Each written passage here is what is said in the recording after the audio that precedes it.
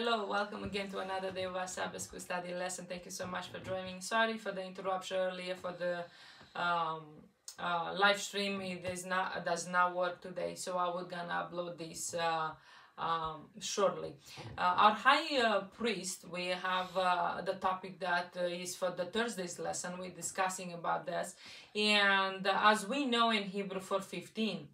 I always remember this verse because it's so important to remember it, because Jesus is our high priest. We don't need to go to confess our sins to any earthly priest, because Jesus is that intermediary for us. He's interceding for us, and we can go in confidence and confess our sins to him. And it's such a wonderful thing to know that Christ is our high priest, that we don't need to confess our sin to a merely human being on this earth. And with that said, let's go into our lesson, and let's go to Hebrew 4:15, and actually I will read 16 also. So Hebrew 15 and 16, and we're going to read from there, and it says this: "For we do not have a high priest who cannot sympathize with our weaknesses, but was in all points tempted as we are, yet without sin. Let us therefore come boldly to the throne of grace, that we may obtain mercy and find grace to help in time of need." So what we see here that says that this high priest that we have is not just a high priest that he cannot sympathize with our weaknesses, that he cannot sympathize with our nature, with our human nature. And also it says that he was in all points. He was in all points tempted as we are. So we cannot say that, oh Jesus, you were the Son of God, you are God and we are not, and you have more advantage than we had. But that is not the point. The point is says here that Jesus was tempted in all points as we are, but yet without sin. He did not yield to the temptations. I want to point this out, because if God would have came in his godly attributes, in his divine form, and not in a human form, we know that the Bible says in James that God cannot be tempted. So if that was the case, if Jesus would have came on this earth and would have came as in a godly form, then he couldn't have been tempted in all points, right? We could just say, well, yeah, Lord, you came in and you couldn't be tempted because you are God. But no, Jesus came in a human form, in a human body, that he may also sympathize with us, being pretty much, we have been saying that he also was in our shoes. And also it says that let us therefore come boldly before the throne of God.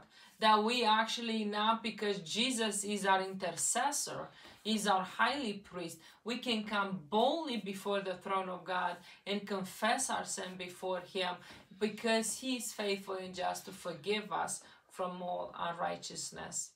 In Hebrews 7:25 it says, "Therefore he is also able to save to the uttermost those who come to God through him, since he always lives to make intercession for them." And now we see that on this earth, the earthly priests, when we go in the Old Testament, we know that they would die, and then the generation would take over to be the priest, and so on and so forth. But we don't need to worry about that right now, right? What we need to focus on, we need to focus on having this relationship with Jesus, because he is our high priest, he is our intercessor, he is an advocate for us. And we have to remember that no one on this earth can forgive sins like Jesus does. Jesus is the only one who can forgive sins, and Jesus is the only one you wanted to go to ask for forgiveness. In Hebrew it was 7:25 the lesson, but I want to bring 7:26 to your attention.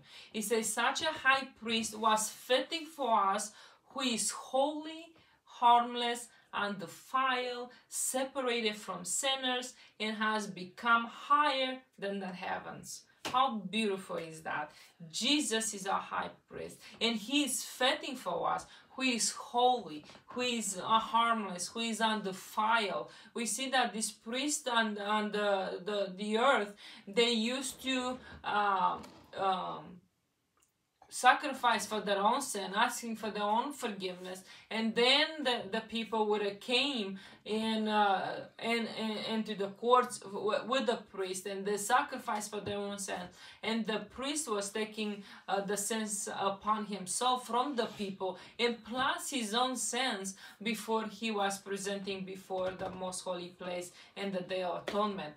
But now we don't need to wait a year until we confess our sins, because we can do that every single day, because Christ is in the most holy place, is in the heavenly sanctuary, interceding for you and I.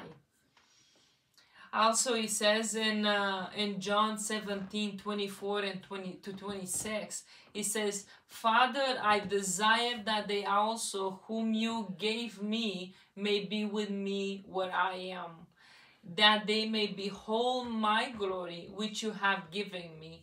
For you loved me before the foundation of the world. So let's stop there before we go to 25th. What we see here says Jesus is praying. He's praying for his disciples. He says, I pray for those you gave me, and not just for them then, but for me and you today. He was praying for everybody, for those who come to Christ, for those who are eager to follow him wherever he leads. That's what Jesus is praying for. And also it says that help these people that I'm praying for, those people who come to me, that they may behold my glory as I behold your glory. So Jesus wants for you and I to behold his glory, to come to know the things that God prepared from the foundation of the world. As it says here, for you loved me before the foundation of the world. Jesus loved us before the foundation of the world, because that's why when Adam and Eve fall, we see that God already had the plan of salvation in place for coming to this world to save us from the ruins. And 25, he says, O righteous Father, the world has not known you. Excuse me, but I have known you, and these have known that you sent me. So here what we see that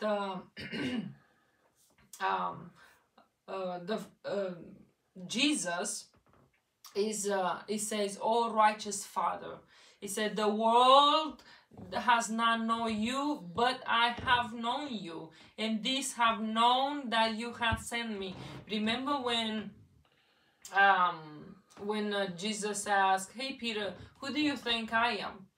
And Peter replied, well, you are the Son of God. So what we see here, we see that Jesus says, these people know that you sent me. These people know that I am the Christ. These people know that I am the Son of God. And 26 it says, and I have declared to them your name, and I will declare it, that the love with which you love me may be in them, and I in them. So how beautiful is that? What a beautiful prayer Jesus is making here in John 17. John probably witnessed to this prayer that he wrote it in this gospel. We see that he says, and I have declared them your name. I have told them about you. I've been told them how much you love them.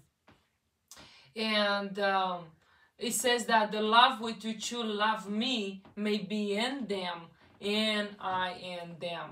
Jesus won't be with us. Jesus wants to us to surrender our life to him, want to have this relationship, intimate relationship with him, not just the superficial love that we may love one another, because, well, we don't want to do no one harm. But love goes much deeper than that.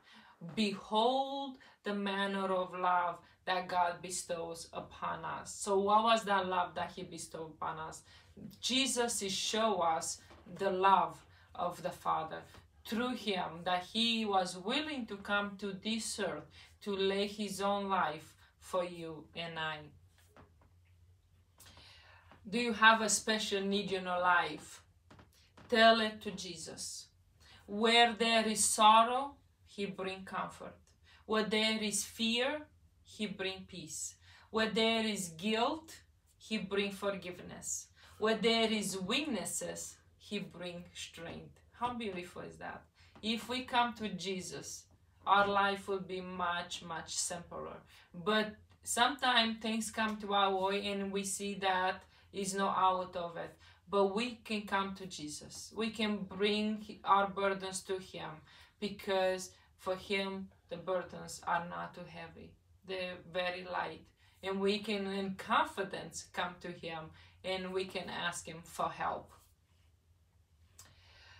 And in closing here, I have from Ellen G. White comments from the Seventh-day Adventist Bible Commentary, Volume 7, page 914. It says, men have only one advocate, one intercessor, who is able to pardon transgressions. Shall not our hearts swell with gratitude to him, who gave Jesus to be the propitiation for our sins? Think deeply upon the love the Father has manifested in our behalf, the love that he has expressed for us. We cannot measure love. Measurement there is none. We can only point to Calvary, to the Lamb slain from the foundation of the world. It is an infinite sacrifice. Can you comprehend and measure infinity? We cannot comprehend and measure infinity, but God can. So we have to remember to go to God in prayer. Daily we go to God in prayer, that we may be one with him and he with us. So this is our lesson for today. Thank you so much for joining me. Until next time, may God bless you all according to his riches and grace.